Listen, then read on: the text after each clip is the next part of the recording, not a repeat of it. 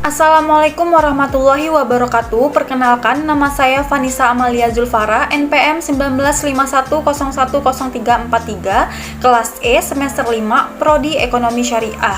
Di sini saya akan menjelaskan kembali materi mata kuliah metode penelitian dengan dosen pengampu yaitu Bapak Dr. Muhammad Iqbal Fasa, MEI. Oke, pada video kali ini saya akan menjelaskan tentang beberapa materi yang saya dapat dan resum selama mata kuliah metode penelitian.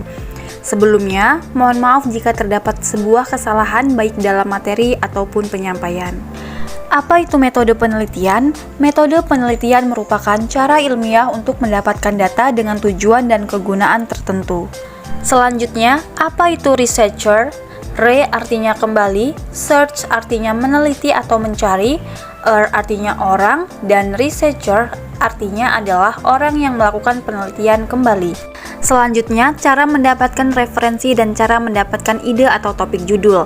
Cara mendapatkan referensi yang pertama dengan Google Scholar, kedua jurnal bahasa Inggris, yang ketiga search pakai tanda petik, yang keempat menyalin catatan kaki lalu search di Google.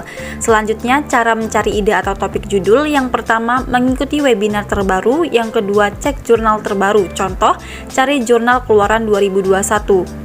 Misalnya, Jurnal Ekonomi Syariah 2021. Selanjutnya yang ketiga, contoh ide dengan judul Cash Wakaf, Wakaf Produktif, Etika Digital, dan Etika Bisnis Islam.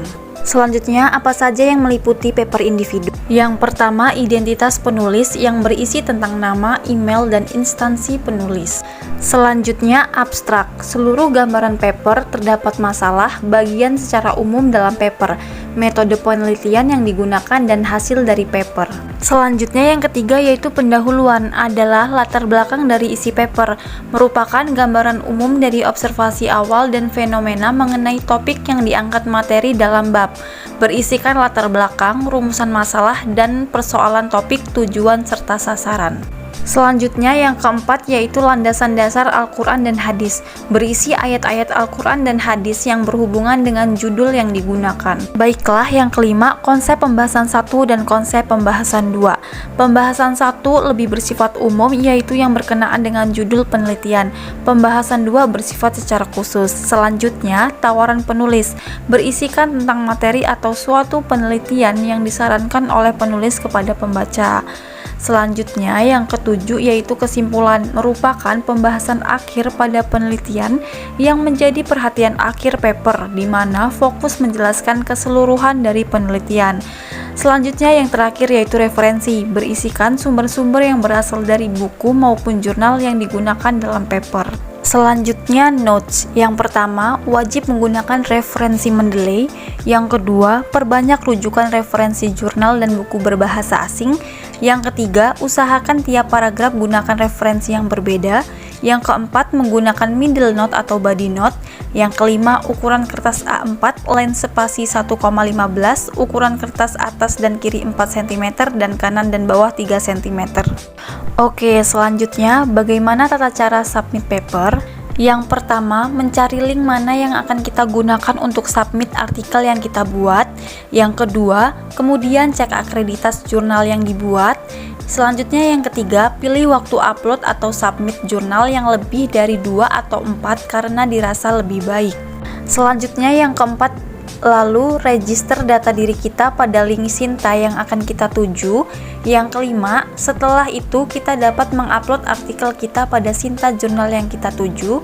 Selanjutnya setelah itu kita menunggu tanggapan dari pihak jurnal. Jika artikel kita sudah di ACC atau di review, maka kita tinggal melakukan revisi dan melanjutkan ke tahap berikutnya.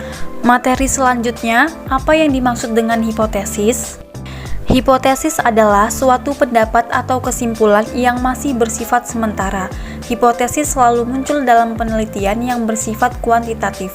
Adapun dalam sebuah hipotesis juga diharuskan menunjukkan adanya hubungan antara dua atau lebih variabel, seperti misalnya X1 tingkat suku bunga dan Y pendapatan nasional. Contohnya, H1 tingkat suku bunga dapat mempengaruhi pendapatan nasional. Selanjutnya, dalam pengembangan hipotesis terdapat 4 item, yaitu yang pertama, teori dan konsep yang mendukung, kedua, hasil penelitian terdahulu yang mendukung, ketiga, hasil penelitian terdahulu yang tidak mendukung, dan yang keempat, argumentasi dari penulis.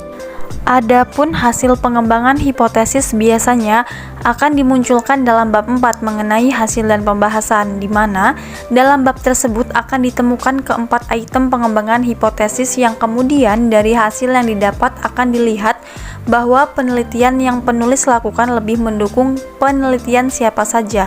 Apabila hasil sesuai hipotesis penelitian, maka hipotesis dinyatakan diterima. Dan apabila ternyata hipotesis tidak sesuai dengan hasil penelitian, maka hipotesis menyatakan ditolak.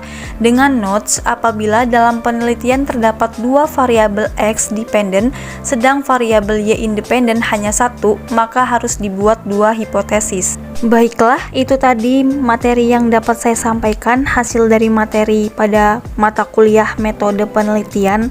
Semoga bermanfaat. Terima kasih. Wassalamualaikum warahmatullahi wabarakatuh.